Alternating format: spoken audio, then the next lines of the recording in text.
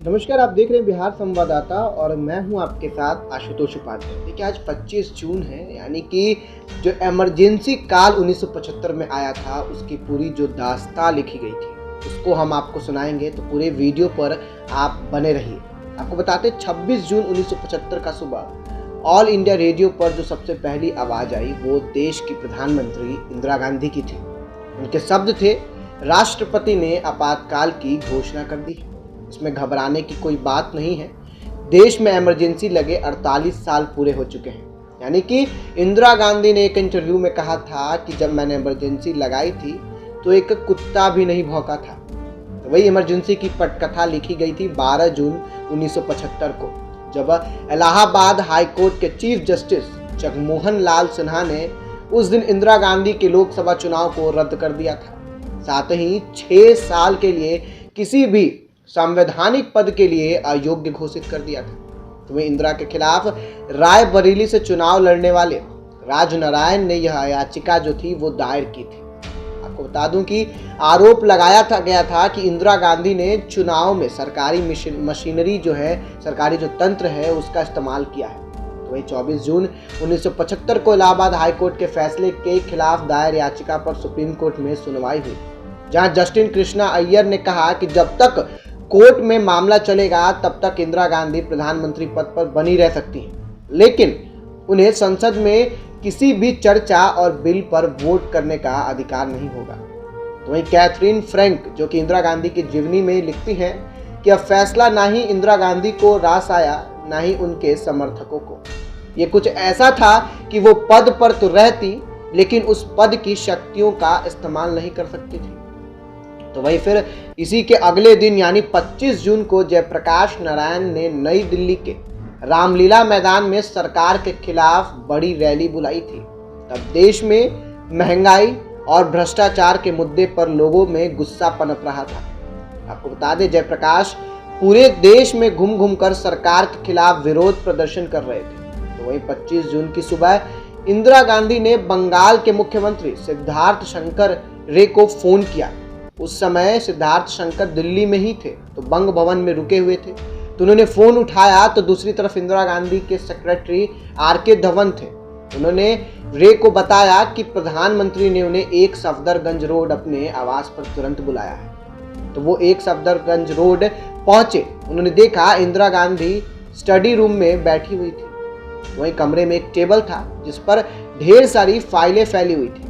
वो बैठे और दोनों करीब 2 घंटे तक देश की हालात पर बातें करते रहे। वहीं प्रणब मुखर्जी अपनी किताब द ड्रामेटिक डेकेड में जिक्र करते हैं कि रे ने शाह कमीशन के सामने अपने बयान में बाद में बताया कि जब वह पहुंचे तो इंदिरा ने उनसे कहा कि उन्हें कई रिपोर्ट्स मिली है, इनमें कहा गया है कि देश बड़ी मुसीबत में फंसने वाला है। सब तरफ अव्यवस्था फैली हुई है, जहां एक तरफ बिहार और गुजरात की विधानसभाएं भंग हो चुकी है, तो विपक्ष सिर्फ आंदोलन पर उतारू है। इस तरह तो विपक्ष की मांगों को कोई अंत ही नहीं हो पाएगा। फिर देश में कानून का राज नहीं रह पाएगा। इस समय कोई बड़ा कदम उठाने की सख्त जरूरत है।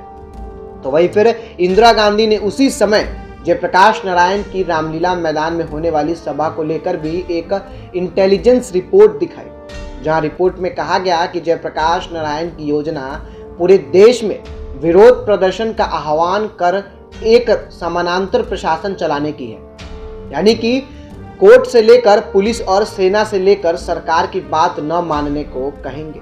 इमरजेंसी की जांच के लिए बनी जो शाह कमीशन के सामने सिद्धार्थ शंकर रे ने यह खुलासा किया कि इंदिरा गांधी जो है उनसे पहले भी 2-3 मौके पर कह चुकी थी कि भारत को शॉक ट्रीटमेंट की जरूरत है, जहां ठीक उसी तरह एक बच्चा पैदा होता है और उसमें कोई हरकत नहीं होती है, तब उसमें जान लाने के लिए शॉक ट्रीटमेंट जो होता है वो दिया जाता है।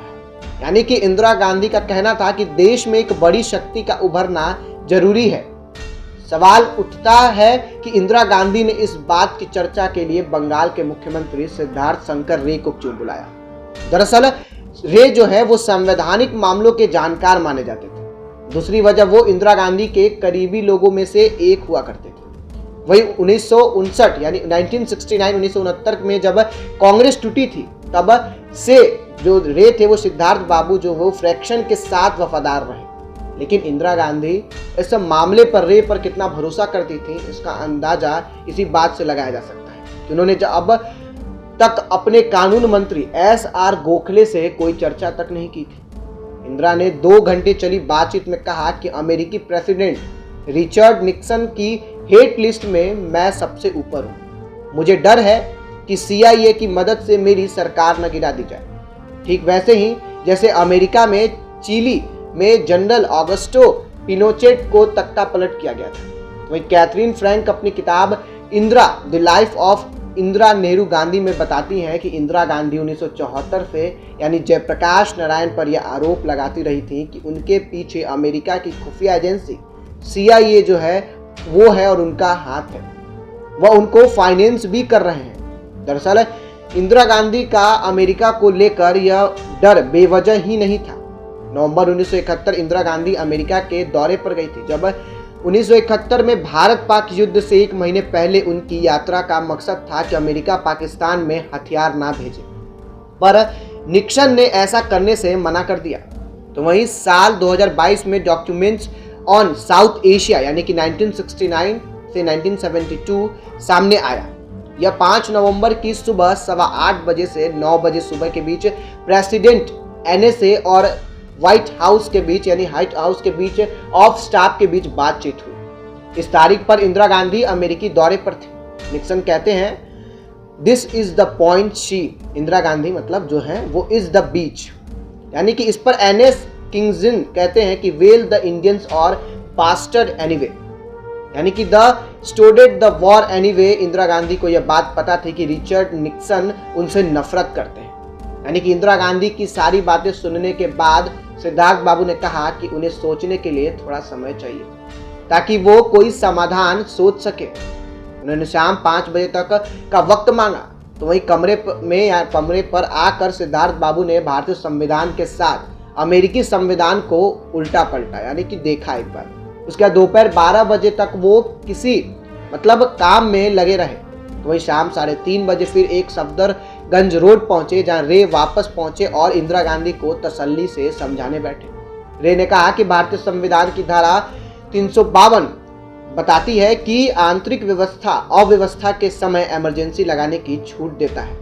रे ने साफ किया कि वाया और आंतरिक अव्यवस्था कैसे अलग है, यानी कि उदाहरण के लिए 1971 में भारत पाक युद्ध के समय लगाए गए इमरजेंसी के बारे में इंदिरा गांधी को समझाया। फिर बताया कि कैसे युद्ध एक देश के लिए बाध्य खतरा है और जो देश के अंदर परिस्थितियां हैं उसके लिए आंतरिक इमरजेंसी लगाना होगा। यह सुनकर इंदिरा गांधी ने कहा कि ऐसा करने से पहले वो इस मामले को मंत्रिमंडल के सामने नहीं लाना चाहती हैं। यानी कि सिद्धार्थ रे ने कहा कि इसके लिए उन्हें राष्ट्रपति से कहना होगा कि मंत्रिमंडल को बुलाने के लिए उनके पास पर्याप्त समय नहीं था। यानी कि इंदिरा गांधी ने सिद्धार्थ बाबू से कहा कि वो तुरंत प्रेसिडेंट के पास जाना होगा और इंदिरा गांधी की इस बात को रे ने विरोध करते हुए कहा कि वो एक मुख्यमंत्री हैं, देश के प्रधानमंत्री नहीं। हालांकि रे जो हैं वो इंदिरा गांधी के साथ राष्ट्रपति भवन जाने के लिए राजी हो गए। तो वहीं शाम 5:30 बजे इंदिरा गांधी और सिद्धार्थ शंकर रे राष्ट्रपति आवास पहुंचे। तब देश के राष्ट्रपति थे फखरुद्दीन अली अहमद। जब इंदिरा गांधी और सिद्धार्थ बाबू ने राष्ट्रपति को सारी बातें बताई तो राष्ट्रपति ने कहा कि आप मुझे इमरजेंसी के दस्तावेज पहुंचाइए। तो वहीं इंदिरा गांधी और सिद्धार्थ शंकर रे वहां से वापस एक सफदरगंज रोड पहुंचे, जहां सिद्धार्थ बाबू ने आते ही तुरंत में यानी इंदिरा गांधी के सचिव PN धर को ब्रीफ किया। धर ने बताया टाइपिस्ट को बुलाया और फिर इमरजेंसी की घोषणा के दस्तावेज तैयार करा दिए। धर खुद ही ये दस्तावेज लेकर राष्ट्रपति भवन पहुंचे। अब तक रात हो चुकी थी। इंदिरा गांधी निर्देश दिया कि ये बात मंत्रिमंडल को सुबह 5 बजे बताया जाए। तो वहीं एक सफदरगंज रोड पर सिद्धार्थ शंकर रे इंदिरा गांधी को उनके सुबह दिए जाने वाले भाषण को लिखने में मदद कराने लगे। तो वहीं एक दूसरे कमरे में RK धवन, संजय गांधी और ओम मेहता जो संसदीय राज्य मंत्री थे, वो सुबह गिरफ्तार किए जाने वाले विपक्षी नेताओं की लिस्ट बना रहे थे। उसके बाद वहां इस बात की भी योजना बनाई जा रही थी कि कैसे सुबह अखबारों और कोर्ट की बिजली काट दी जाएगी। वही इंदिरा गांधी जब तक अपने भाषण को पूरा कर पाई रात के 3 बज चुके थे। सिद्धार्थ शंकर रे अब तक वहां नहीं थे। भाषण पूरा होने के बाद उन्होंने इंदिरा से विदा ले ली। वो बाहर निकल रहे थे, ओम मेहता से टकरा गए। फिर ओम मेहता ने बताया कि अगले दिन दिल्ली अखबारों की बिजली काटने और देश भर की अदालतों को बंद रखने का बंदोबस्त कर लिया गया है। रे ये सुनकर चौंक गए और विरोध करते हुए कहा कि ऐसा करना बेतुका है। तो हमारी तो इस बारे में कोई बात भी नहीं हुई है। संविधान के आपातकाल को इस तरह से लागू नहीं कर सकते हैं। तो वही रे आपस में यानी कि वापस फिर से आर.के. धवन के पास पहुंचे और कहा कि वे इंदिरा गांधी से मिलना चाहते हैं। धवन ने कहा कि वो तो सोने जा चुकी हैं, यानी पर रे ने जोर देते हुए कहा कि मेरा उनसे मिलना बेहद जरूरी है। तो वही धवन तब तक इंदिरा गांधी को बुलाने गए और ओम मेहता ने रे को बताया कि अखबारों की बिजली कटने यानी काटने और कोर्ट को बंद करने का विचार संजय गांधी ने दिया था। इधर थोड़ी झिझक के साथ धवन जो है वो इंदिरा गांधी के पास गए और उन्हें बाहर लेकर आए। इंदिरा की आंखें लाल थी, जाहिर था वो रो रही थी। रे ने इंदिरा गांधी को प्रेस की बिजली काटने की बात बताई। इस पर इंदिरा गांधी ने कहा कि किसी अखबार की बिजली नहीं काटी जाएगी, ना ही कोई कोर्ट बंद होगा। इंदिरा गांधी के मुंह से इतना सुनने के बाद ही रे वहां से निकल गए, जो कि बाद में झूठ साबित हुआ। वहीं दिल्ली के अखबारों की बिजली सप्लाई काट दी गई, जहां 26 जून की सुबह बस हिंदुस्तान टाइम्स और स्टेट्समैन अखबार ही निकल पाए। किस्मत से उनके प्रेस में बिजली कनेक्शन यानी कि दिल्ली म्युनिसिपैलिटी की जगह नई दिल्ली से था। सोचने योग्य बात यह है कि क्या सुबह सुबह यानी कि 6 बजे ही थे, यानी कि 1 अकबर रोड पर इंदिरा गांधी के ऑफिस में 8 कैबिनेट मंत्री, 5 राज्य मंत्री मौजूद थे। बाकी 9 कैबिनेट मंत्री तब दिल्ली में नहीं थे। एक राउंड टेबल पर सभी नाम के अल्फाबेटिकल ऑर्डर में बैठे थे। उन सबको इमरजेंसी के घोषणा की एक कॉपी और विपक्ष के उन नेताओं की लिस्ट दी गई जो गिरफ्तार हुए थे। तो वही फिर इंदिरा गांधी ने इमरजेंसी की घोषणा की और ऐसा करने की वजह बताई। वहां मौजूद सभी के लिए ये किसी सदमे की तरह ही था और सदमे से कुछ कम भी नहीं था। इससे पहले किसी को इस बात की कानों कान खबर नहीं थी। वहां के माहौल में घुले तनाव को भी कोई भी महसूस कर सकता था। चूंकि ये मीटिंग सिर्फ इमरजेंसी को अप्रूव करने के लिए बुलाई गई थी, इसलिए कोई वोटिंग नहीं हुई। वहीं पीएन धर ने इसके बारे में बाद में बताया कि वहां कोई चर्चा नहीं हुई थी। प्रधानमंत्री के पास इस बात का कोई जवाब नहीं था कि आधी रात को ये इतना बड़ा कदम क्यों उठाया गया। वहीं पूरी मीटिंग में सिर्फ 30 मिनट में खत्म हो गई। 25 जून 1975 से 19 जनवरी 1977 तक भारत में इमरजेंसी लागू रहा। वहीं maintenance of internal security act यानी मीसा कानून और डिफेंस ऑफ इंडिया एक्ट के तहत करीब 1 लाख से ज्यादा लोगों को जेल में डाल दिया गया। पर अक्सर सवाल उठाया जाता है कि देश में इसका किसी ने विरोध क्यों नहीं किया। इंदिरा गांधी ने खुद कहा कि जब मैंने इमरजेंसी लगाई थी तब एक कुत्ता भी नहीं भौंका था।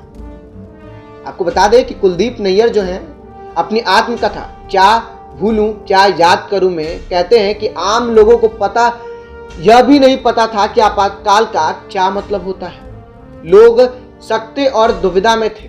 सभी विपक्षी नेताओं को जेल में डाल दिया गया या उन्हें हाउस अरेस्ट कर लिया गया। तो आंदोलन कर रहे जयप्रकाश नारायण से लेकर मोरारजी देसाई, अटल बिहारी वाजपेयी, लाल कृष्ण आडवाणी, अरुण जेटली, जॉर्ज फर्नांडिस, चंद्रशेखर जैसे शीर्ष विपक्षी नेता इसमें शामिल थे। आपको बता दें कि 25 जून की आधी रात को ही सभी राज्यों के मुख्य सचिव की गिरफ्तारी का आदेश दे दिया गया था। वहीं जयपुर की महारानी यानी और ग्वालियर की राजमाता विजया राजे सिंधिया को भी इमरजेंसी के दौरान तिहाड़ जेल में डाल दिया गया था।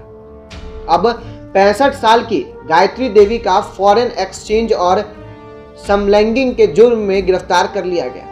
यानी माना जा रहा था वही राजमाता सिंधिया पर पैसों की हेराफेरी का आरोप लगाकर गिरफ्तार कर लिया गया था। ये वो काला दिन था जब 26 संगठनों को एंटी इंडिया कहकर उन पर बैन लगा दिया गया था। इसमें आरएसएस से लेकर कम्युनिस्ट पार्टी, मार्क्सिस्ट यानी शामिल थे। प्रेस पर पाबंदी लगा दी गई। हर अखबार के दफ्तर में सेंसर अधिकारी बैठा दिया गया। उसके देखने के बाद ही कोई भी खबर छपती थी। उसके बाद से सरकार विरोधी समाचार छापने पर गिरफ्तारी तक हो जाती थी। 23 जनवरी 1977 तक सब ऐसा ही चलता रहा, जब तक लोकसभा चुनाव की घोषणा नहीं हो गई। फिलहाल ये जो कहानी थी इमरजेंसी से रिलेटेड, इमरजेंसी से संबंधित, वो हमने आपको पटकथा पूरा बता दिया कि आखिर प्रारंभिक समय से और फिर अंत तक क्या कुछ हुआ। अगर आप ये पूरा वीडियो देखें तो आपकी क्या राय है कमेंट बॉक्स में जरूर बताइएगा। फिलहाल चैनल पे नए हैं तो चैनल को सब्सक्राइब अवश्य कर लें। फेसबुक पेज लाइक करना ना भूलें। धन्यवाद।